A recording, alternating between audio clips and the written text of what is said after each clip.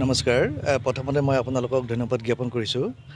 যোৱাকালি 30/8/2023 তাৰিখে হঠাতে আমি দেখিবলৈ পালোঁ যে সামাজিক মাধ্যমত যে আমাৰ দলৰে ওদালগুৰি টাউন প্ৰাইমাৰীৰ প্ৰেচিডেণ্টৰ এটা ভিডিঅ' ভাইৰেল হৈছে আৰু সেই ভিডিঅ'টোত আমি দেখিবলৈ পাইছোঁ যে তেওঁ এজনী মহিলাৰ সৈতে অসামাজিক কাৰ্যত লিপ্ত হোৱা দেখা গৈছে আৰু সেই কথাটো ৰাইজে তেওঁক মানে বিভিন্ন ধৰণৰ প্ৰশ্ন সুধি ব্যতিব্যস্ত কৰিছে আৰু এই কথাটো আমাৰ দৃষ্টিগোচৰ হৈছে।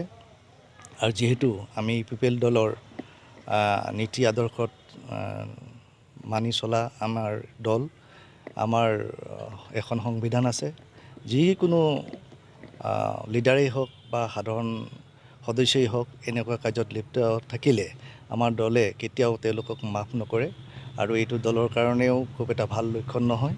সেইবাবে আমি তাৎক্ষণিকভাৱে আজি 31/8/2023 তাৰিখে আমাৰ ওদালগুৰি জিলাৰ কাৰ্যকৰী সভা এখন আহ্বান কৰোঁ আৰু এই সভাৰ সিদ্ধান্তৰ মৰ্মে সভাত উপস্থিত থকা সকলো সদস্যৰ সৰ্বসন্মতিক্ৰমে আমি ওদালগুৰি টাউন প্ৰাইমাৰীৰ সভাপতি মাননীয় শ্ৰী অৰুণ বৰুৱা দেৱক তেওঁৰ সভাপতি পদৰ পৰা আমি অব্যাহতি দিওঁ আৰু তেওঁক প্ৰাথমিক পদৰ পৰাও আমি দলৰ পৰা বহিষ্কাৰ কৰোঁ।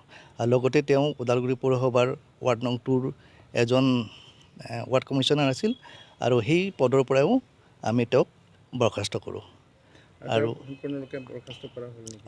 সম্পূৰ্ণৰূপে তেওঁক বৰ্খাস্ত কৰা হ'ল আৰু যিকেইটা পদত আছিল তেওঁক আমি দলৰ পৰা প্ৰাথমিক সদস্যৰ পৰা আমি এক্সপেল কৰিছোঁ।